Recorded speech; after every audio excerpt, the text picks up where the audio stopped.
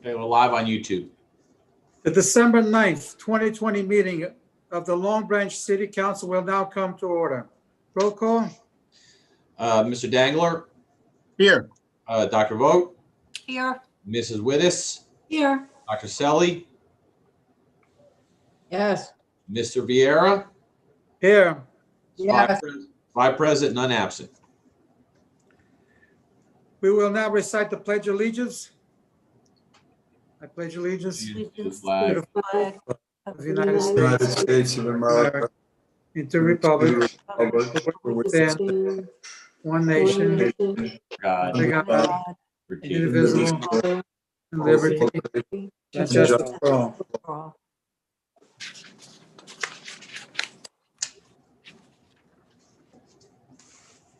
Okay, Jeff, it's yours. Okay, I have to read the statement again. I hereby certify this meeting has been published in the newspaper and adequate and electronic notice has been provided in the accordance with the Open Public Meetings Act and New Jersey Administrative Code, Title 5, Chapter 39, Section 1.5, NJAC 5:39-1.5, notice of remote public meetings as required by law. Reading the approved minutes. I need a motion to approve the minutes of November 24th, 2020. So moved. Second. Roll call. Mr. Dangler, Here. Dr. Vogt, Yes. Mrs. Oh, yes, Wittes. I'm sorry. Mrs. Wittes, Oh, I'm sorry, yes. Dr. Selly, Yes. Mr. Vieira. Yes. Motion passed. Consideration of ordinance. Public hearing and final consideration. This is the second reading of ordinance 26-20 titled, an ordinance of the City of Long Branch, County of Monmouth, New Jersey, adopting amendments to the Oceanfront Broadway redevelopment plan. Council President, if I can, before you open the meeting to a public hearing, I just want to give you a little bit of an update since our last meeting on this, and I thought maybe I would just do that before the public participation in case there are questions. There are a couple of items I just wanted to note based as we represented to you at the last meeting. You have the resolution on tonight designating a developer should you pass this ordinance, and the negotiated redevelopment agreement, because as I indicated when this ordinance was introduced 2 weeks ago, I wanted it to be clear to the council and to the public that there is a finite number of units on this project. It's 109. That there's a public benefit in the form of a redevelopment fee of $2.1 million. I know that there were issues raised about the CAFR permit. Mr. McManaman, who is also on this call today, our redevelopment counsel, and I have confirmed with the developer that they are not going to proceed under the city's permit by rule, but they are going to apply apply for an individual CAFR permit, which is really the thing that we want them to do. So I just wanted to, give council a little bit of an update on that. I also know that we have we received a letter from Lowenstein Sandler, the law firm that represents a neighboring property. I anticipate that maybe there'll be somebody from that firm that's on tonight, and certainly Kevin McManaman and I are on the phone to answer any questions that you may have after any questions that were raised during the public hearing. Thank you, Mr. Raynon. This ordinance was introduced on November 12th, 2020.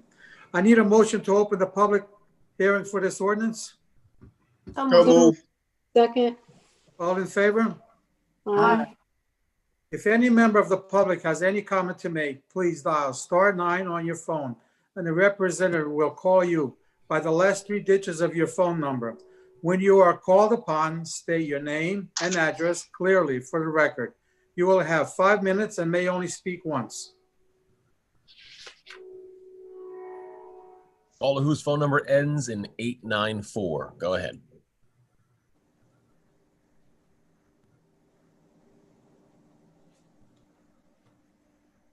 Is that 984? 894. 894. You may have to go ahead. They're on. Can council members hear me now? This is 894.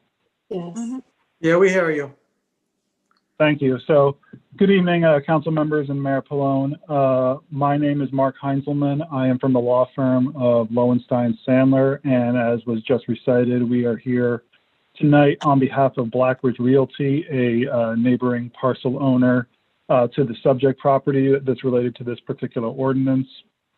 We've been on the record multiple times with relation to this ordinance and this project, so I will not belabor the procedural history here, only to remind the council members and the mayor that this ordinance 2620 is exactly the same as the same ordinance 2320 that failed some time back. And our objections to this ordinance 2620 is the same as ordinance 2320, namely that regardless of what the project itself may call for, this ordinance has no density restrictions for this parcel. The ordinance is solely designed to benefit this parcel, not any other neighboring parcels. It doesn't apply to the beachfront south as a whole. It's really this only parcel. And our issue with this is that it is twofold. First, it economically disadvantages the neighboring parcel owners who complied with the plan. They complied with all the city's reasonable requests. They built their parcels and their developments in compliance with what the plans currently call for. And now this other parcel is allowed to come in and basically build unrestricted. And so that's an economic disadvantage. And frankly, it's just basically inequitable. And then, but on top of that, it's illegal. It's illegal spot zoning. And as we laid out in our letter, spot zoning can be really kind of basically summed up as the use of a zoning power to just promote a particular private interest rather than the collective interest of the community as a whole. It's designed to promote a specific project to alleviate any requirements that may be in place for that specific project, where those same benefits aren't being extended to the surrounding properties or the community as a whole. And that's really what we have here. This specific parcel is having the density requirements relaxed so that the project can be pushed through, whereas the other parcels that have already been built up didn't have that same advantage. And so beyond that illegal spot zoning issue, we have a couple of the procedural issues here on the ordinance itself, and then as to a resolution that will come up later, 243-20, the core documents that are supporting these two, the ordinance and the resolution, weren't in the agenda today. So there really was a proper public notice as to either of those things. That's actually not true. Just so you know, they were posted today. Okay, well, we looked And at the they're not website. they're not part of the agenda. They're the agenda backup, but the agenda for the meeting was certainly, in fact, the agenda for the meeting was posted on Monday, I believe. And so, once again, it's certainly the agenda was done appropriately, and like I said, the redevelopment agreement itself was actually put up on the website before the meeting. I'm sorry that you didn't get it, but that's not true. That's fine. Well, as a member of the public, if I go onto the Long Branch's website and go to their calendar and open up the agenda, what I see is the ordinance and the resolution, but no attachments. Okay. So those are our objections to this. This ordinance failed once for the reasons that we state on the record, and it should fail again for these reasons. No density restrictions in this ordinance, and so we think it should not be adopted by the City Council. Thank you for your time. Thank you. Jeff, are you keeping time? Jeff, you're muted. Yes, I'm keeping time. Okay, thank you. Anybody else, Will? Caller whose phone number ends in 198. Go ahead.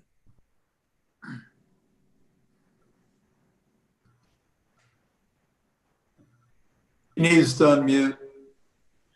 *6 to unmute your phone, sir. Mr. IT man, can you hear me? Loud and clear, sir. Vincent Lepore, 33 Ocean Terrace, Long Branch. Vincent Lepore, requesting 1 minute notification.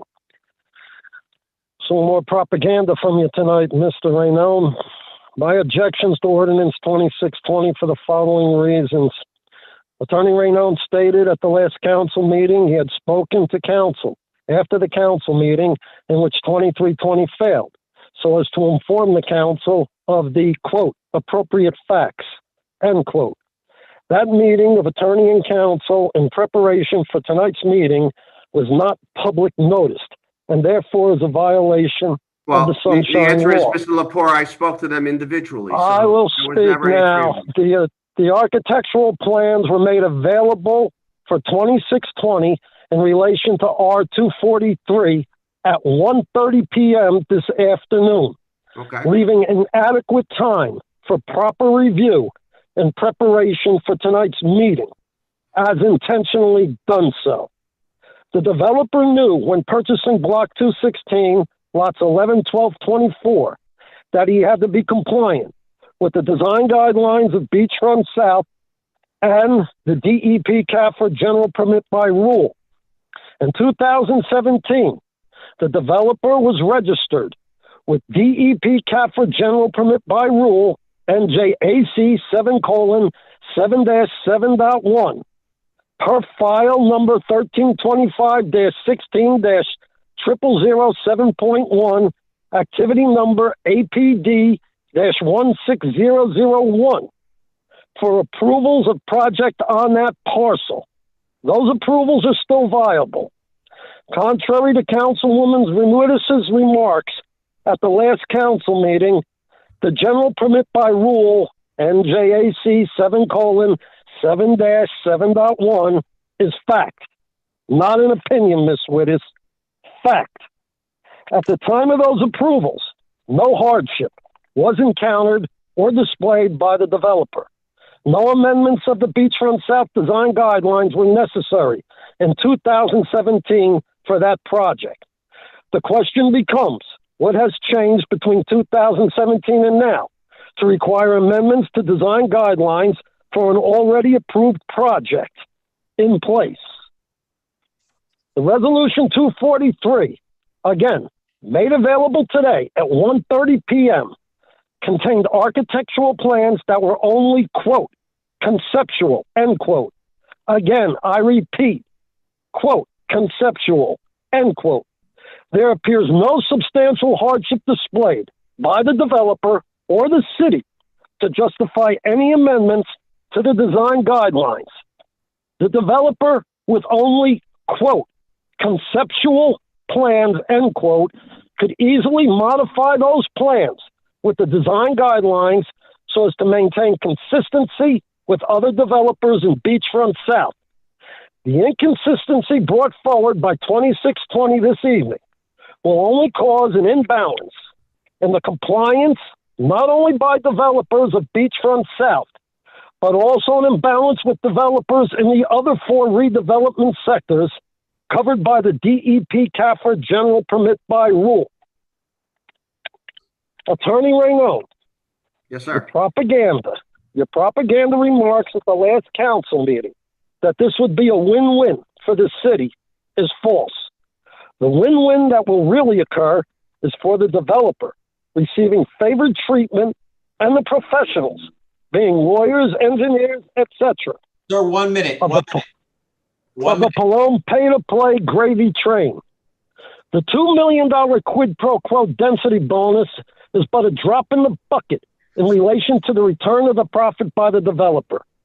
The city's redevelopment ordinances already require contribution by developers in redevelopment zones.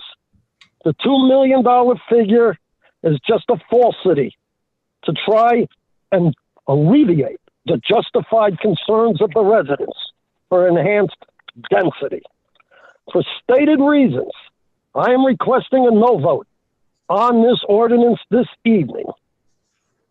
That's all. Thank you, Mr. Lepore.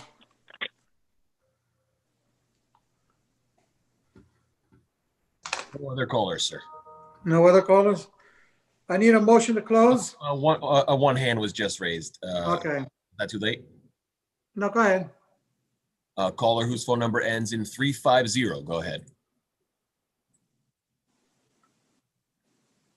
Yeah, Ernest McNolly. 400 Deal Lake Drive, Asbury Park, New Jersey, born on 2nd Avenue in Long Branch, New Jersey. This is about the development, not the public comment section, correct? No, this is yeah, about the ordinance. Yeah, and I About saw, the by the way, I ordinance. saw your email last week, Mr. McNulty. So this, yes, this is just on Listen, the do me, ordinance hearing. Mr. There'll be a Renaud, do me separate a public favor. participation. Okay, do me a favor. Don't take my time, okay? Here's the deal, okay? This city council president sounds confused, reads the wrong things, doesn't let the public know when it's public comment versus public on an ordinance, and then we lose everything. And then I get an email from the mayor saying, oh, no, he's doing a great job. Whose opinion, Mayor Pallone? You know, you got a novice up there as a council president. He can't read the sheet. Anyway, this thing with this building, look. I don't know if did the other lawyer call in for the nearby building? Did he call in yet? Yes, sir. He spoke already. Okay. Unfortunately, I was at another council meeting and I missed that part. I wish I would have heard it. However, he's well supported, well versed, way more than the city council, and I mean SEL, the city lawyer, and the city council, CIL, right, and the city professionals, which for decades have catered to developers and created such an environment of disenfranchisement that no one calls in. Where would you all be if a few of us didn't call in about these what you're trying to do? Sneak this in and call this a public benefit, and the density doesn't really mean density; it means obstensity, and it's really only this and that, and it's a public good, and the $2 million. It's all baloney. This building's too big. It flies in the face of its neighbor developers, and there's no way it should be voted yes, except for the fact that when you listen to the way this council votes, you guys are up to it again. You're like the Schneider Council. You always vote yes, and that included you, Mayor Pallone. You were a big yes voter, too, for the man that you said you didn't like what he did to the city, and you voted yes 99.9% of the time with him, and that's continuing now. So a no vote is called for, and I appreciate that other lawyer calling in, representing his client, the developer, and don't let this building do this, because it's like a sneaky backdoor thing that's going to set off litigation, and it's going to set a bad thing for the other quadrants in the city on the oceanfront development. So let's expect a vote no. And by the way, Ms. Wittes, we don't care about your opinion. Speak facts, okay? No one cares about your opinion because you know nothing about development. So in your opinion doesn't mean anything. When you have some facts, then we'll listen. I know, that's my opinion. Here we go now. And I Okay, don't agree everything's, with the way you speak to our council president, by the way. excuse me? I don't agree with the way you speak to our council president. You have no respect. You have no respect. You lie out there. You call lying important? And look at your background of corruption. Come on, Miss Wittes. Don't start throwing softballs at me. Come on. Why don't you talk about some of your relationships with some of the city officials and school members? Don't start that, Miss Wittes, because you're really with too many people who know who you are. You ought to keep your comments to yourself and let Mr. Viero defend himself. All right? He confuses what he's reading. He doesn't know what he's reading. He doesn't conduct it correctly. Right? And everybody's sticking up for him. Mr. McNulty, I got elected by the people of Long Branch. When I go out to speak to them, they're very happy. So who told you that? Oh, yeah, I know. Yeah, I know. Yeah, I know. When you're at the a bar over there, everybody loves you. When you're not drinking, nobody likes you that much, Mr. Viero. Okay. Yeah, okay, what? 1 minute. Thank you. So do us the respect and understand that this mayor and council and the last one have proven to be developer-centered groups. They do backdoor deals. They have sunshine meetings in rooms where the public doesn't know, and the public gets so confused that they don't even bother calling in, except for the fact they want to know, where's the sky going? Where's the sun going? Where's our beach? I can't get coffee for less than $9 a cup. That's what's going on. Vote no. Thank you. Anybody else, Will? No other hands raised. I need a motion to close. So moved. Second. All in favor? Aye. This is the third reading of ordinance 20. Go ahead, Lou. Do you want to explain something? Yeah, if I can, Council President, I just want to raise two issues.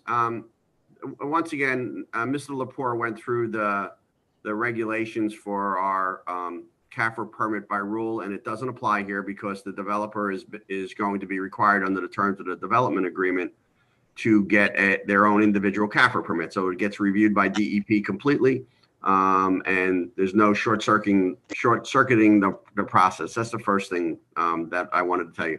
The second thing, and people sometimes get thrown off by the use of phrases like spot zoning. This is a redevelopment zone. Redevelopment is almost by its very nature spot zoning because it picks out places in the town that have unique characteristics. It is not unusual to have scattered site redevelopment plans that are not even contiguous.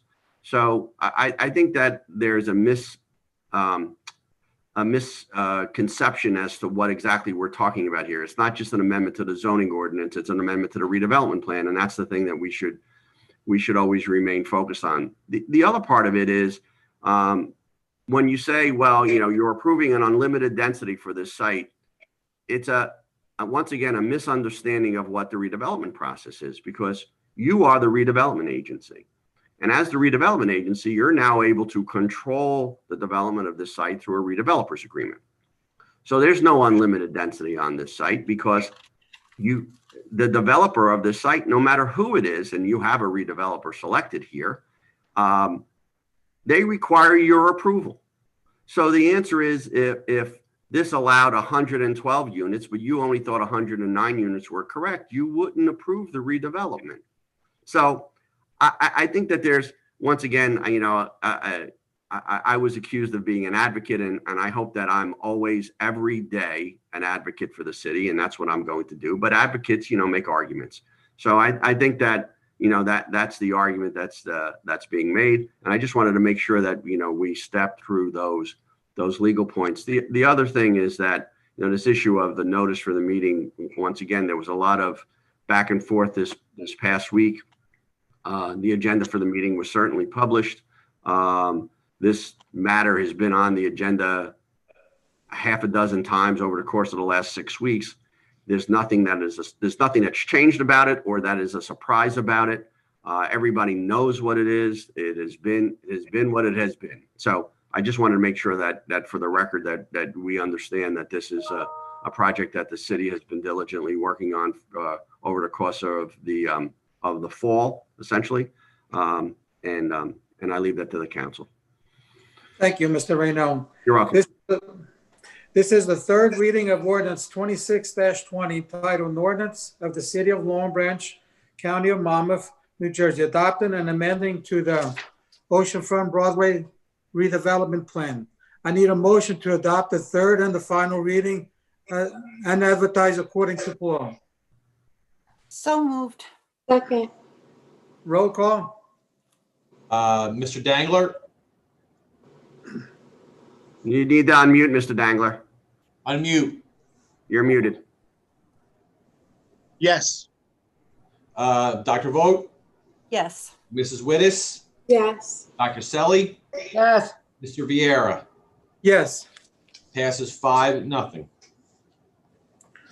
Ordinance for introduction. This is the first reading of ordinance 27-20, titled an ordinance establishing titles and setting salaries for certain employees of the city of Long Branch for the year 2021. I need a motion to introduce on the first reading, advertise the post according to law, and set the public hearing for December 22nd, 2020. So move. Second. Roll call. Mr. Dangler, Yes. Dr. Vogt, Yes. Mrs. Wittes, Yes. Dr. Selly, Yes. Mr. Viera. Yes. Motion passes 5-0. Public participation for resolutions and all general comments. I need a motion to open the public portion to the meeting for the comments. So moved. Second. Second. All in favor? Aye. Opposed? If any member of the public has any comments to make, please dial *9 on your phone, and a representative will call you by the last 3 digits of your phone number. When you are called upon, state your name and address clearly for the record.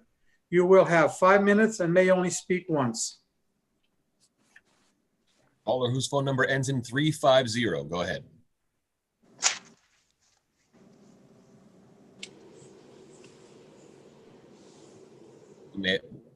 Hi, Ernest McNolly, 400 Deal Lake Drive, Asbury Park, New Jersey, born in Long Branch. I'd like to start off by saying, again, Chief Roebuck, on the October 2019, before Judge O'Brien, on an arrest of a citizen at an open public meeting, was found to have been criminal in his acts, because at the time he was a civilian and he was in violation of important laws, which no civilian shall carry a police weapon and badge and impersonate an officer and carry out legal duties. So to the prosecutor, the act was read of how criminal Roebuck was. And to this date, this mayor and this council and this city attorney and this city ex-chief, George Jackson, refused to charge Roebuck according to Judge O'Brien's court order. You should get it and answer to the public why you're not charging Roebuck. Serious charges. Also, Frank Kavanaugh, okay? Charged with sex crimes in the schools, the tech guy, right? Look at how you covered that up, mayor, council, right? He's well known to the Link News, to Michael Booth, to O'Neill over there, you know, molesting underage girls, right? Stealing money, parents complaining, stealing money from the Little League or something. And what do? You cover up for this guy. Luckily, I was able to get the booking papers and get it out. But what'd you do? You closed up the press, closed up the Link. Now, the Link blocked me from sending them news things. And who's your PIO? Roebuck. He's not going to take the story because they're all involved. That school is out of control. That's why your superintendent left and went with Ripple up to that university up in North Jersey, where they all go when they mess up districts and money's missing. That's where Salvatore went, right? And the school is still dangerous for the children. And you got ex-cops in there making $150,000 and sitting around with their feet up. It's a disgrace. Long Branch schools, violent. Look at the girl, the student stabbed 37 times. Did you do anything corrective? Did you bring back a school psychiatrist? No. You just hope that the public forgets, but they don't forget. Now you got a fireman named Todd Frieder, right? 20-year, stealing, grand theft, stealing police equipment, fireman equipment, right? Loading it up in his basement somewhere. And the police get involved. Your internal affairs captain. How come this guy doesn't get arrested for grand theft by the Monmouth County prosecutor who's involved? Nothing. You know where he is? He's where Joyce Jr. went, down in Florida, in some rehab, so you don't have to arrest him and charge him. You're all a disgrace. You're a disgrace. And then at the same time, last council, you approved all this money for fireman equipment when your own firemen are ripping you off and stealing for generations, and you do nothing about it. All the old names, Siciliano, Guzzi, Muzi, Schmoozy, right? Ripping the city off. And nobody's got the backbone to charge them with crimes. Crimes. PD. You know who PD is, right? Peter DeLisa. You made him the fire chief now, last night. What a disgrace. Here's a guy who failed the psych exam to be a Long Branch policeman so badly that he went to some Pallone and other people. Can you help? Nobody could help. They put it out. The guy is crazy. 1 minute. Thank you. And then he gets involved with his daughter. His daughter got arrested in August for drugs, hollow point bullets, weapons. Krista Richter DeLisa. That's the one that wrecked the life of Earl Alexander. that Peter and his daughter, in many people's opinion, caused his death on January 2nd, 2016. And what do? You make this guy a fire chief? Are you kidding me? And where's he got his SOARS license from? You need to work 10 years in law enforcement to maintain a weapon after you're off. He was a dog catcher. Before that, he got fired in Dade and thrown out of Bergen prosecutor, right? He doesn't have 10 consecutive years. Why is he carrying a Glock 40 around? Because Ross Lasitra and Golden and Gramaccioni want him to have it, right? Just like they wanted Philip Seidel to have his. And look what he did with it. Time's up, sir. It's 5 minutes. Caller whose phone number ends in 198. Go ahead.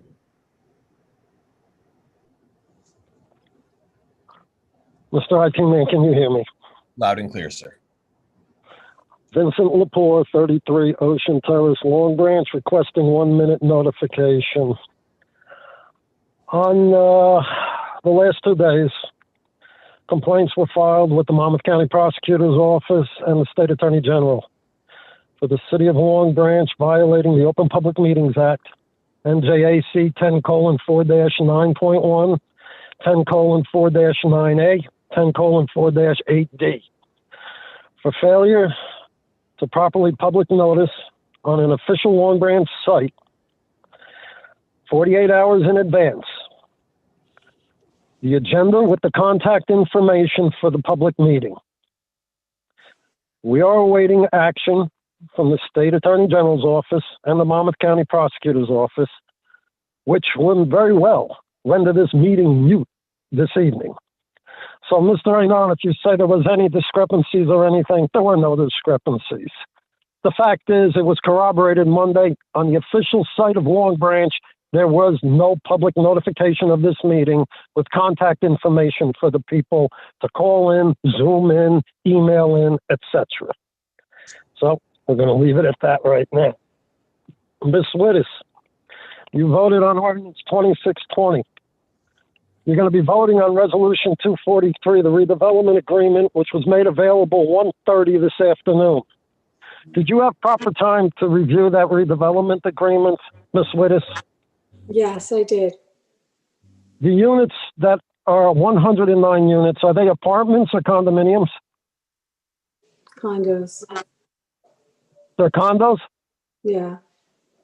You stated they're condos, Ms. Wittes. All right. You didn't find any flaws in that ordinance, Ms. Wittes? You know what? Last 2 weeks, I told you how I felt and that I was supportive of the ordinance, and that's all I have to say to you this evening. Did you find any flaws in Resolution 243, the redevelopment agreement? I have no further comment. So much for transparency of the Pallone administration. None. All right. Resolution 243 is flawed. The ordinance you voted on is flawed. In that ordinance, it's stated the focused area, quote, the focused area is surrounded by high rises, end quote. The general permit by rule by NG DEP CAFRA required mid-rise is 4 to 8 stories. No high rises exist in Beachfront South. In Resolution 243, the quote states in 2 locations, on page 2 of the redevelopment agreement and page 1 of the resolution, quote, the property is located in the beachfront sector of the redevelopment area and is further subject to the Design Guideline Handbook 1 and 6, parentheses, Design Guidelines.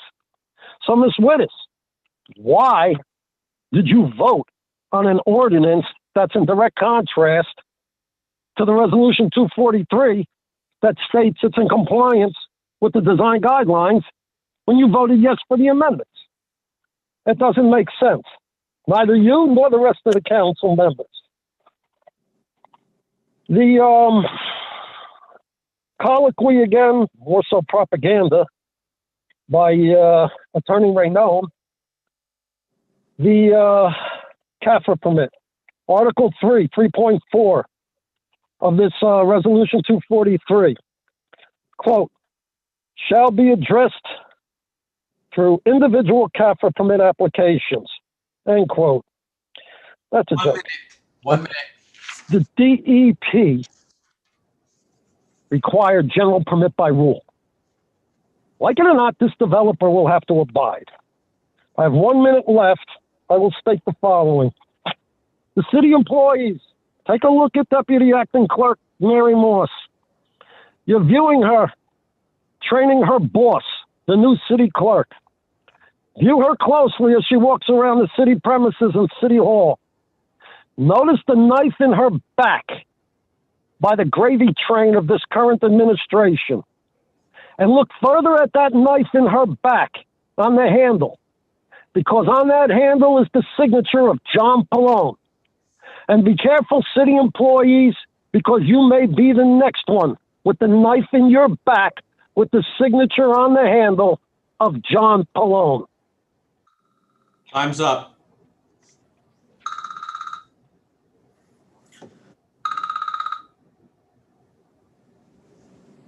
Anybody else, Will? No other hands raised. Jeff, have you received any public comment by electronic mail or written letters? Other than the email from the attorney earlier we discussed regarding Ordinance 2620, no. Thank you. I need a motion to close the public portion of this meeting. So move. Second. All in favor? Aye. Aye. Opposed? Resolutions. We can take the list of resolution as a consent agenda. Council President, I believe we added one, Yes. 247. We added the resolution 247-20, resolution authorizing of the mayor the executive discharge of the mortgage for Lisa Heck. We Okay. added that resolution. May I have a So moved. motion? So moved. Second. Second. Roll call, please. Mr. Dangler, Yes. Dr. Vogt, Yes. Mrs. Wittes, Yes. Dr. Selly, Yes. Mr. Vieira. Yes. Passed Applica- 5-0. Applications. I need a motion to approve the listed applications. Renewal of various taxi cab owners license for 2021. So moved. Second. Roll call. Mr. Dangler, Yes. Dr. Vogt, Yes. Mrs. Wittes, Yes. Dr. Selly, Yes. Mr. Vieira. Yes. Passes 5-0. Miscellaneous. Business for the good of the order. Councilman Dangler. Thank you, Council President. I'd like to say that I hope that everyone had a safe holiday and continue to have one. And again, continue to do social distancing and large gatherings, because it appears that a lot of the people who are being infected are at larger gatherings than we really should be. The other thing that I'd like to just say that we still need to keep a respectful council meeting. You're allowed to speak, but we should keep it, certainly we should keep it respectful. And in regards to Asbury Park and Long Branch, there's two different towns. We are not Asbury, and I'm not just saying anything negative about Asbury Park, but we are not Asbury Park, and Asbury Park is not Long Branch. Entirely different towns. And in regards to our school district, I am very proud of our school district. No school district is perfect, but we're certainly not the villains that we are painted out to be in regards to a school district. Dr. Salvatore, just last year was recognized Superintendent of the Year. That was for the state of New Jersey, not just for Long Branch and Monmouth County. So just those who are listening to just understand that we still ask for a peaceful, respectful council meeting, and it should be run in a manner that anyone can understand and not be offended by. So that's all I have to say tonight. Thank you, and God bless you all. Thank you, Councilman Dangler. Councilwoman Vogt. Thank you, Council President. And I want to second what Councilman Dangler said in terms of the level of respect that we want to have for each other at our meetings.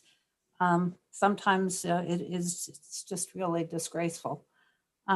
So we can monitor ourselves with the level of respect that we want to show towards each other. You know, I always like to look at the positive side of things, and I always like to end our meetings on a positive note. And I do think that people who go the extra mile deserve to be recognized. And so I want to tell you a very good story about someone I want to recognize tonight. And that person is Sergeant Gonzalez, who is the recipient of the Attorney General's first ever Excellence in Policing Award. And what she won was the Attorney General's Detective Pablo Santiago Resiliency Award. And let me give you just a second of background on that. Detective Pablo Santiago, not from Long Branch, is someone who recently committed suicide because of the stress on the job.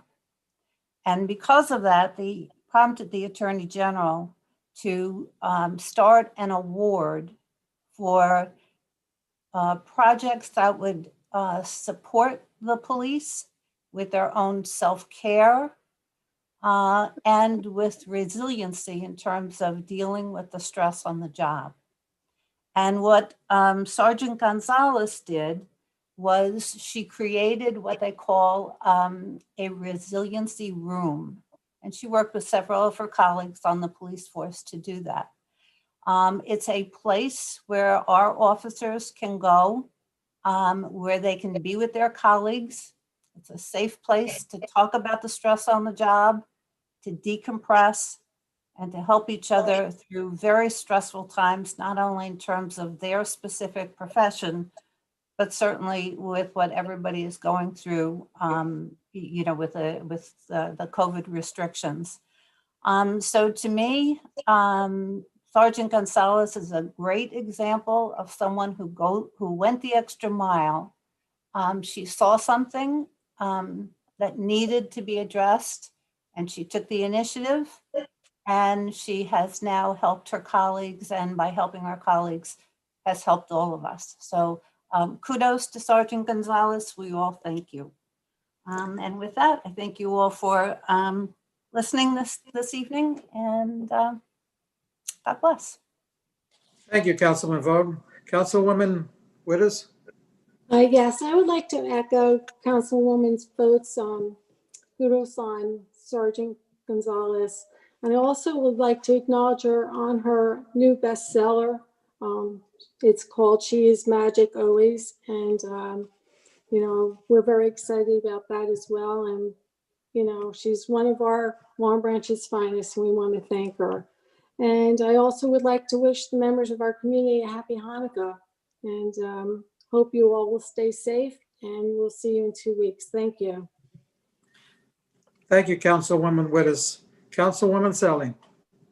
Yes, I'd like to wish everybody a happy Hanukkah too. And always my last few words are wear your mask, stay safe, and be very careful of your social distancing. Thank you. Thank you, Councilwoman Selly. Mayor Pallone.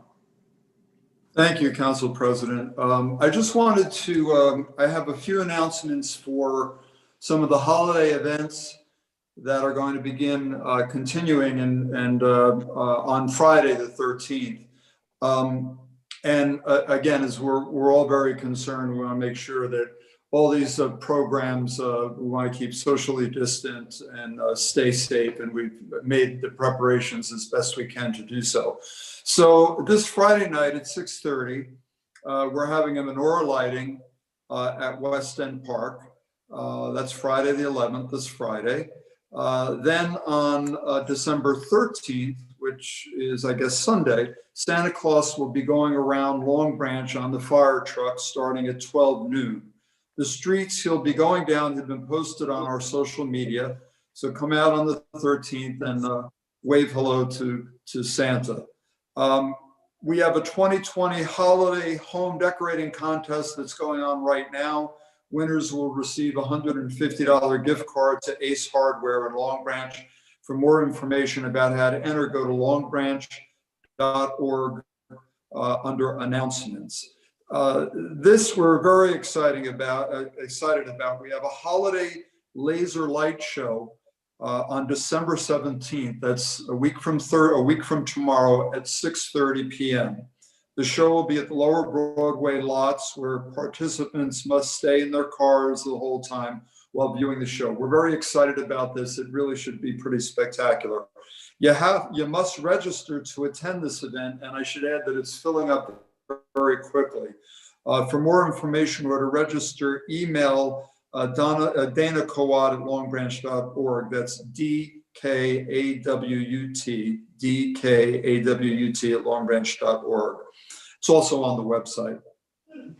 We're going to have a grab and go toy event on December 19th, which I believe is Saturday, from 1 to 5 at the Bucky James Center.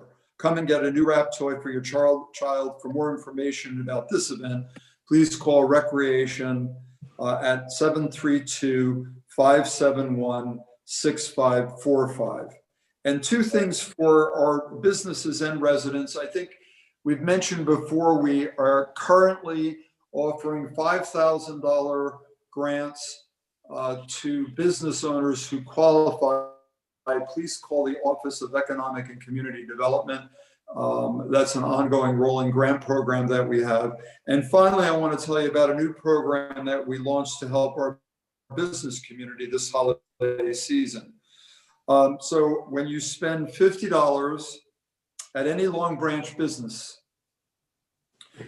you can then win a $25 gift card. You must go to 5 Long Branch businesses, spend at least $10 at each location, and submit the receipts to Community Development Department. So for more detailed information about how to get your $25 gift card, please go to our website, longbranch.org. And let me just repeat that. So the bottom line is, if you spend $50, $10 at each location, simply keep your receipt from any Long Branch business, send it in to Community Development, and you'll get a $25 gift card. So it's really a good deal. And I hope you help out with that. The last thing I wanted to do is just mention, I wanted to thank the Monmouth County Board of Freeholders and the Grunin Foundation. They partnered to bring free COVID testing to our community. Many of you probably know that we've had testing, I think it's been about twice a month at various locations in the city. But let me just give you the details of that, because I think it's important. So it's any Monmouth County resident can come over. No appointment is necessary. Simply walk up during the times listed below, and I'm going to give you the Long Branch time. And a health professional will conduct the test. This is important. You don't have to be symptomatic at all. You just come up. And the test consists of a nasal swab. And so in Long Branch, and this is the final for the year, we believe, is also next Thursday at the Bucky James Center, December 17th, Thursday, December 17th, between 4 p.m. and 7 p.m. I know that was a little long-winded, but again, I just wanted to, it's important and good information. Thank you for joining us this evening. We appreciate your comments, and we'll see you in 2 weeks. Thank you, Mayor Pallone. And I also like to congratulate Sergeant Gonzalez. She's a great police officer. I know her well, her and her book and her award. She does a great job. And I'd like to welcome our new employees, our new clerk, Jeff, and our new public safety director, Dominic Salida. Okay, with that, I'd like to say good night. I need a motion to adjourn. Go move. Second. All in favor? Aye. Aye. Opposed? Good night. Good night. Good night. Thank you.